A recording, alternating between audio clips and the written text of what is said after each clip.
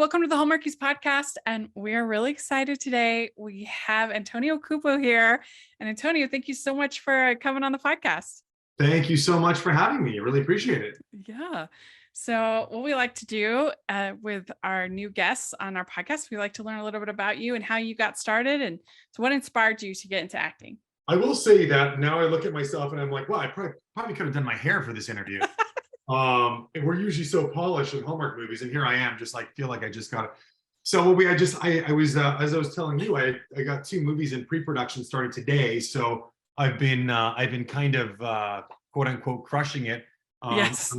on the production side as opposed to being in front of the camera. So I'm in all of my production glory right now. So I apologize for the look. And yeah, what I mean by crushing it is people are crushing me because they're asking me a lot of questions and I have to figure all the answers. But Yeah, the producer has to know everything. He has to that's know right. a little piece of everything, right? It's true. And like all the many years doing Hallmark movies has definitely served me well, because oftentimes, and not only Hallmark movies, but just being in the business and being on set has really helped me kind of fill those shoes, fill the shoes of the producer. Mm-hmm. Yeah. So were you always interested in getting into film and television? So like yeah, on the producing side, I don't know if that was I think I became interested in it because I had an opinion of some of the things I was doing. I had an opinion about, and it's like, I mean, for a producer to hear that an actor has an opinion, it's like the worst thing in the world, as you can imagine. It's like, oh God, now we got to change a script, no, I had an opinion about, about dialogue, about lines, about the scenes where they took place and things like that. Oftentimes I would send my notes in, and many times they would be accepted, but sometimes they wouldn't be for whatever reason. There was a producer named Dan Paulson. There still is a producer named Dan Paulson who's wonderful and does a bunch of movies and TV series for Hallmark. Chesapeake Shores is one of them. We were doing a movie, I think it was in maybe 2013, and I sent him a big bunch of notes for a movie that we were doing, and he said, he just wrote me back, I've incorporated all of your notes. You are going to be a producer. And Yeah. that was like full stop. And I'm like, okay, I have no idea what that means. And I had no idea how to get into that, that situation where I would be like, okay, become a producer. And there is really there's no date where you just sort of become a producer. You just kind of start producing, and that you start coming up with ideas and you start figuring out how to make the movies. And you really, if you're interested in that kind of thing, then that's the only role for you. Yeah. And if you're not interested in that kind of thing, you got to do something else. Yeah. Well, one of my first ever favorite TV movies is maybe one you don't get asked about much. I don't know. Maybe you do. But I love Notes, even to this day. It's one of my favorites. Oh. I think that movie is so good. Very underrated. I love you and Laura Layton. And, you get to be this like country music star. That had to be fun. It's so wild because today, after so many years of not seeing that film, today, my son was asking me about acting. And I said, well, do you want to act? Do you want an agent? We should start moving forward on this if you want to. And he said, well, what do I have to do? Like just act goofy? And I'm like, no, it's like, so I turned on, I don't know how to make him recognize or help him recognize that someone familiar to him can also be in front of the camera and be acting, so to speak. And I went online and clicked on something on YouTube, and it was Laura Layton and me in a scene from Love Note. No way. That just came up, and I remember shooting that movie very fondly, and it was David Weaver who was directing it. It's still one of his favorite movies. We worked on a few movies in the last couple of years. He's great. Yeah, we've had him on the pod. We love him. He's great. Yeah, he's really good, and he's a very cinematic director, and he really let us play. And I'll never forget the very first meeting I had with both David and Laura Layton. We were sitting at a hotel in Vancouver, and he said, look, I just wanted to get you guys together because you guys have to be in this sort of like tumultuous relationship, and you like each other and you don't, and all this stuff. And he's like, so I guess you guys should just meet, and I guess just figure it out, And she looked at me and she said, where did you study? And I told her, and I said, where did you study? And she told me, and it turned out that we had studied in the same place under the same sort of with the same sort of teachers. And we looked at David and we said, yeah, that's great. He's like, that's it. Do you know anything else more about each other? Yeah. And she goes, no, I already know. I already know what he's going to bring, and he knows what I'm going to bring, and that was it.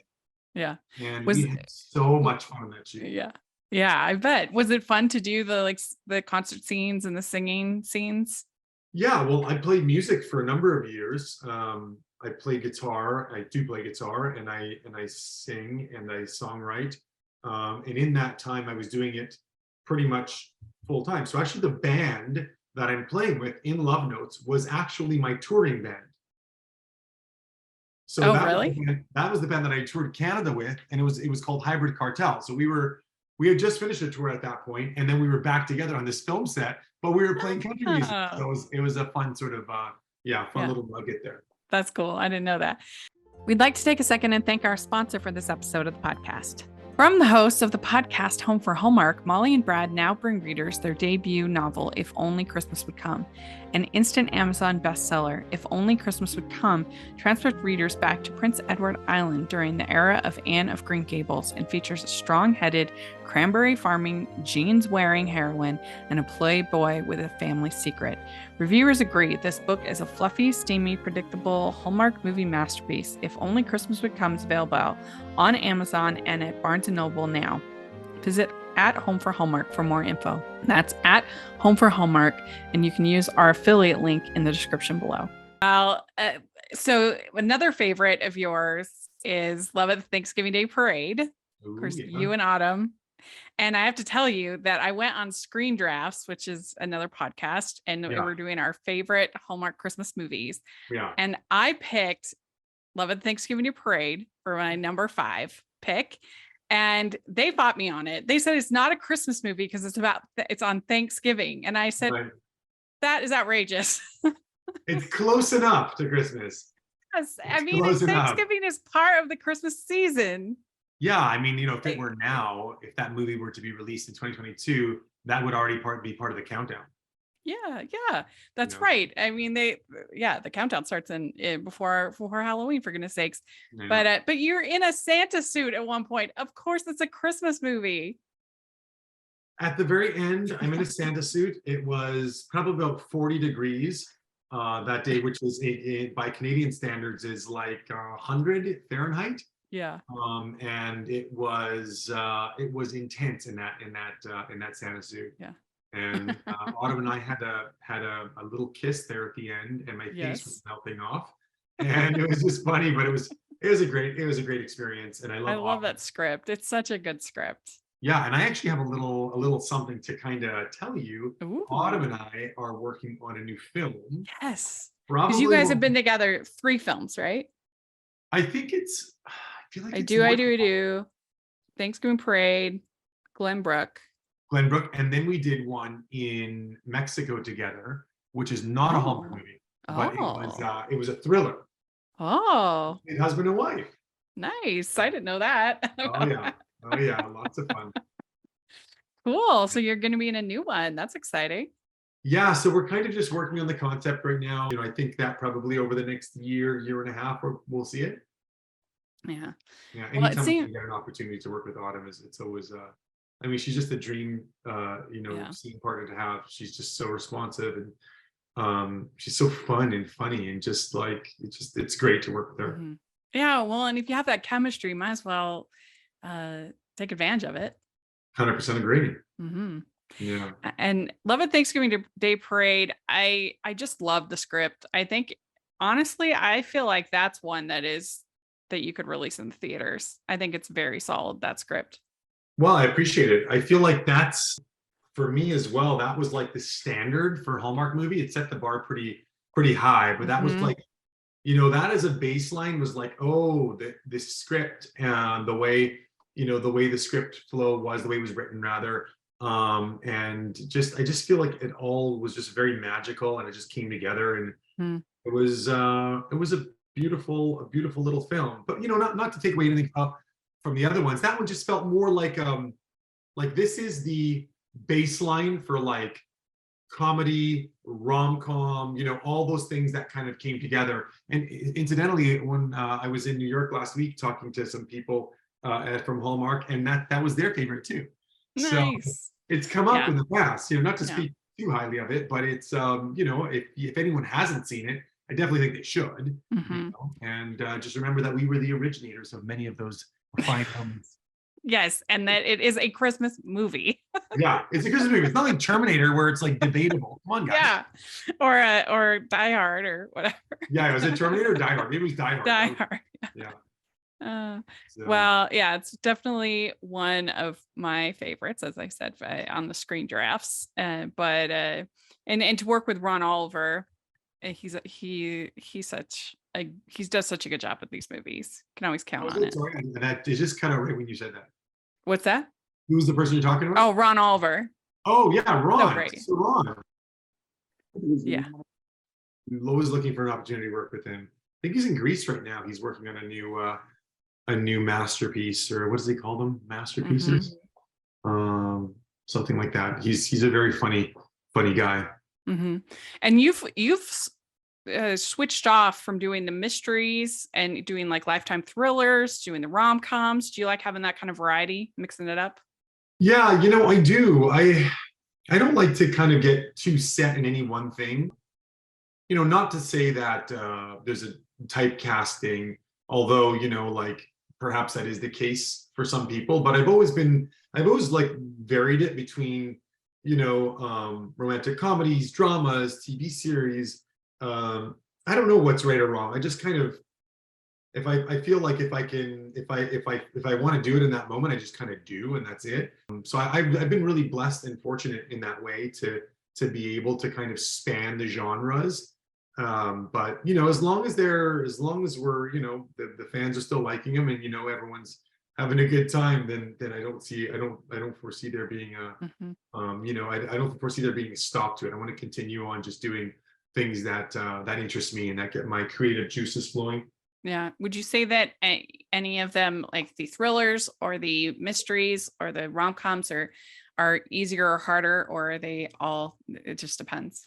I would say this about the fun thing about rom-coms is that you're shown as a sort of a very likable person, like, Yeah. so it's very easy to kind of see yourself with that person, see yourself friends with that person, see, you want to kind of be a part of that person's life. And I fall into the same thing too when I'm watching movies. I'm just like, I feel like I know this person, Whereas, when I'm doing the Hallmark movies, they might always start that way. And then, rather when I'm doing movies for Lifetime, like thrillers and stuff, or even, or even cinematic, like, what would you call it, like films. I feel like, maybe it might start out that everything is all good, and then suddenly they see like a darker side. But that's a lot of fun because you get to really be on the razor's edge of just like uncontrollable in a controllable setting.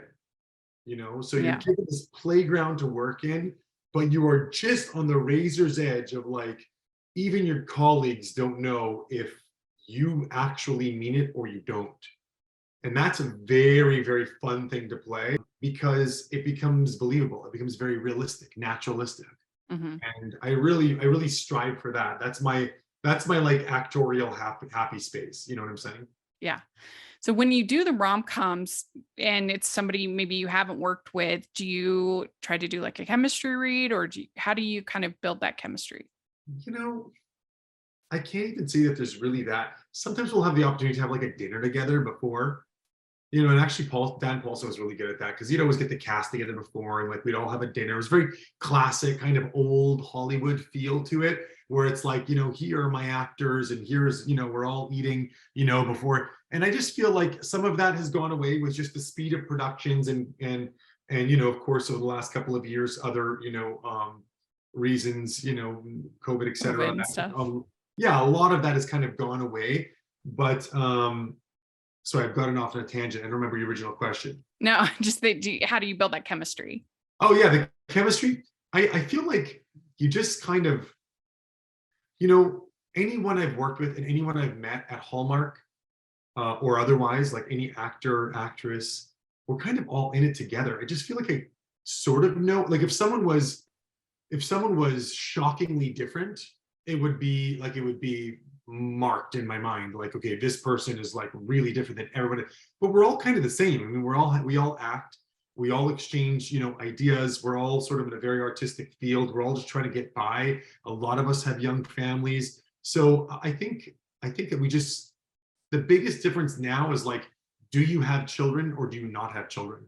Because the people that have children always show up on set and they're just like, disheveled, right? It's like showing how you like organize your kid's life and like, feeding your kid, a bowl of cereal on the way to school and then the film set Yes. is a lot different than someone just like rolling up, in a car, having just being picked up from a hotel and it's like they're on vacation. You know what I'm saying? Now, not to make it sound light because there's a lot of work and preparation that goes into every character, but I feel like we just sort of connect on the day, and in the makeup trailer we connect and we just sort of see, but like, Yeah. Rachel, I feel like we're all the same at the end of the day. Mhm. It's like I don't really know you, but I could have dinner with you, we could chat, and I would know you. You know what I mean? Like we know each Yeah. other because we're here, we're doing it, we have similar interests, we have similar loves, and we want to be in relationship with each other, Yeah. Well, right? and you have over 70 acting credits, which is very impressive. And so, I mean, you're experienced, you know what you're doing. At this Yeah, point. I mean, there are ways, and I appreciate you saying that. There are ways to relationship when build relationship when relationship isn't there, Mhm. and there are certain things that I do, but it's very rare that I really have to like massage that muscle, so to speak. Yeah, like work on the chemistry. Yeah, it's usually Yeah. just happens. Mhm. So it's going to be a day to remember when and if that ever happens. Ho, ho, ho. We'd like to take a second and thank our sponsor for this episode of the podcast. It's the Hallmarkies Patreon. Do you love Hallmarkies podcast, especially at Christmas? Do you enjoy the holiday previews, recaps, interviews, and bonus episodes? If the answer is yes, please consider supporting the Hallmarkies Patreon. We need your help to do what we do both during the Christmas season and all year round. But not only do you help a podcast led by strong, independent women by becoming a Patreon, you get to become a part of the Hallmarkies family. Starting at only $2 a month as a patron, you will have access to our Facebook Patreon group where we talk about the movies, shows, and more all year. We also have many monthly patron watch-alongs with guests like Lacey Chabert, Natalie Hall, Paul Campbell, Mary Lou Henner, and more, giving their behind-the-scenes details of their films. As a patron, you also have the chance to provide input into the podcast and even join us at different tiers. So this Christmas season, spread some cheer to the Hallmarkies Patreon and become a member today. You won't regret it. Go to patreon.com/hallmarkies to learn more. That's patreon.com/Hallmarkies. Well, let's talk about Christmas at the Golden Dragon. Very Yes. fun. Yeah. This is your new Hallmark movie coming out. And why don't you tell the audience a little bit about it? Well, I got to be really careful with spoilers because Yeah. I've been getting so many emails with regard to my the other two films that started today pre-production, and I haven't kept up to speed on like everything that's come through. Like, don't you Right. dare talk about this. It would never be said like that. It would be like we can avoid talking about. But I will say this. Golden Dragon is well, of course, the Golden Dragon is a restaurant. It's Christmas time. There is in a town where there's a restaurant like the Golden Dragon, we have a lot of like relationships that are in and around there, in that people cross each other. There's the town where everyone knows each other, and the restaurant is really sort of the center focus, where the owners are feeling like it's time to call it quits, maybe not run the restaurant anymore. And incidentally, that the last day is going to be in and around Christmas Day, in fact. I think that the big thing is that when you do have like your spot, like you have your favorite restaurant, your favorite Mhm. cafe, no matter whether you have a family or you're divorced or you have children or you don't, you have a relationship to that place. And that's going to mean something for everyone differently. And one of the most beautiful things that about this movie is that it's an ensemble. There's like Yeah. 6 leads. So they all have their own personal relationship and personal journey and their personal connections with the Golden Dragon, which is a restaurant. Yeah. Of Well, course. it's such a brilliant idea because so many people do have the tradition of going to Chinese on Christmas because Is it's this a something lot of that's times the known? only place open Yeah. on Christmas. I feel like I should have known this. I didn't know that until actually one of my colleagues mentioned it on another call. And I'm like, really? Like, because we're so traditional at Christmas, and the fact that we do everything at home, like no one would ever go out. Yeah. For Christmas Well, or- and particularly it's kind of a joke with my like Jewish friends that Yeah. that's their Christmas dinner is Oh, going to really? Chinese food because that's the only place open. So they That's eat right. Yeah, I Chinese guess so. Yeah, they wouldn't celebrate. food. That's interesting. So I think it has a lot of potential to be fun because I do think there's actually a Chinese food part of Christmas that's there. Maybe we should have had a Jewish story around there. Yes, That would have been really fun. they really should have. Yeah. We'd like to take a second and thank our sponsor for this episode of the podcast. It's the Hallmarkies merch store. Are you looking for that perfect gift for the postable, Hardy, or Hallmarky in your life? What about getting that t-shirt or hoodie that will help you stand out at your next holiday party? Now is the time to check out the Hallmarkies merch store. Full of festive designs by artists like Jessica Miller, Carrie from Hallmark Comics, and more. You can even have more than just shirts, but totes, cell phone cases, notebooks, mugs, and more. And it isn't just Hallmark. We have designs for Anna Green Gables, Man from Snowy River, The Nanny, and more. Every purchase at the merch store goes to help support the podcast and allows us to make the great content you know and love. There are frequent sales, so go to tpublic.com/stores/hallmarkies or see the link in the description. That's tpublic.com/stores/hallmarkies. Your pairing is with Sarah Canning, is that right? It is true. Okay. It's true. Um, Yeah, and I so- love Sarah. She's amazing. She's a really, really great actor and just an amazing human being. And we had this opportunity, which is strange that we've had it so late, because I feel like I've worked with so many people in Vancouver, and she's from Vancouver, and we have never crossed paths. But this was a great introduction because she's just so amazing. Yeah, I want to work with her some more. We're going to try to find something else to do together. But yeah, it was good to be able to collaborate with her and Osric and Kara Wang. I mean, there were so many people. Barbara Niven, like I mean, this cast, it feels like we just got so lucky. And Rachel, you would never believe offset was as fun as onset.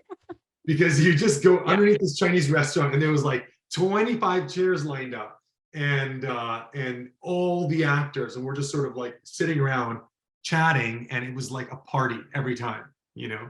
So did they use like in Vancouver, did they use a Chinese restaurant or did they make a set? You know, not only do they use a Chinese restaurant, but I think we were looking at the actual Golden Dragon, like right across the street, there was a place called the Golden Dragon.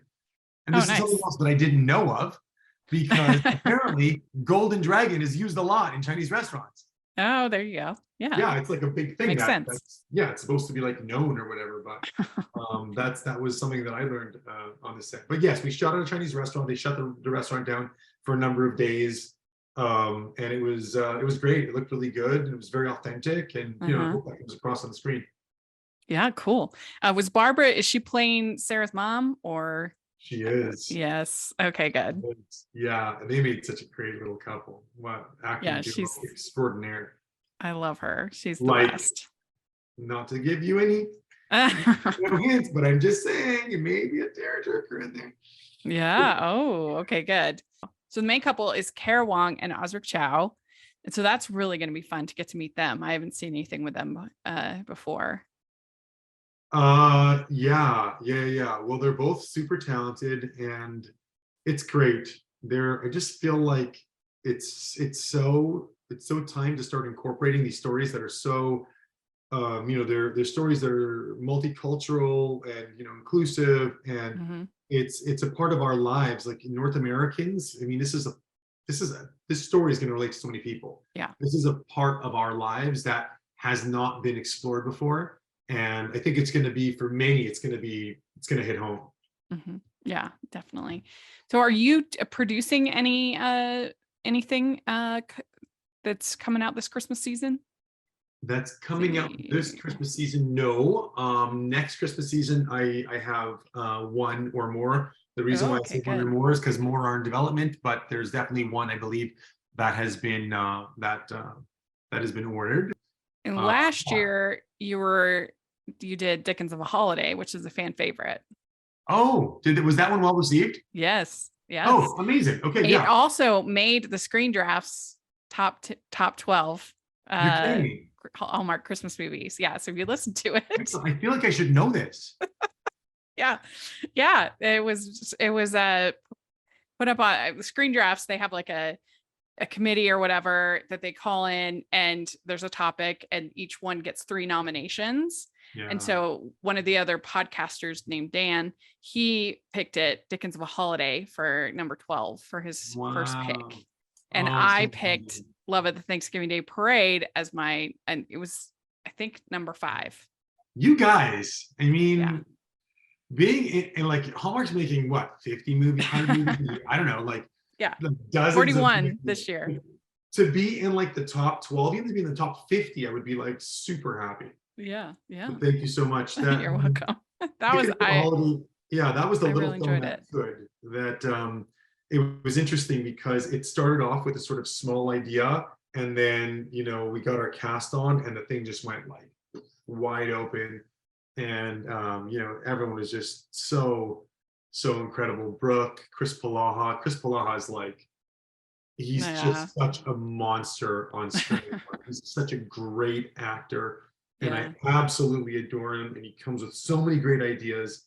And it's a real treat to have him on any film set. And as well, he's been so good to us as a podcast, very supportive. Yeah. So Well, super I nice. could see that only because I know who he is as a person. Yeah.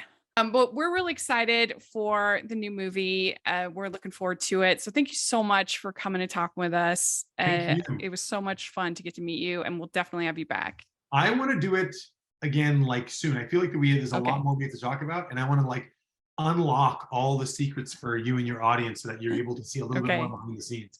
But anyways, if we'll do it. If your audience isn't following along, we're starting pre-production, a couple movies starting now. So we'll be in production in 3 weeks, which is basically the end of November, early December. And I post all kinds of stuff when we start shooting. So please follow me at Antonio Cupo, and hopefully you get a little glimpse of some of the behind the scenes stuff. And we might even be working with one of your favorites. I'm not going to tell you who, but you're going to see very soon. Very good. Okay. Well, we'll be in touch. And thanks again. I hope you have a very, very Merry Christmas. You too. Take care. Thank you. Okay. We'd like to thank Antonio for coming on the podcast. This was a really fun little interview, and I'm excited to have him back on in future interviews. And so let us know what you think of all the things we talked about. We really appreciate it. And please follow me at Rachel's Reviews, all of our social media, iTunes, YouTube, and on Rotten Tomatoes. Check that out. Also, make sure you're following the podcast, Hallmarkies Pod and Hallmarkies Podcast, all of our social media. And if you are listening on iTunes, please leave your ratings and reviews. We really, really, really appreciate that. And if you are watching YouTube, please give the video a thumbs up and subscribe to the channel. We appreciate that so much. We also have our Patreon group and merch store. So take a look at that. And thanks so much, everybody. We'll talk to you later. Bye.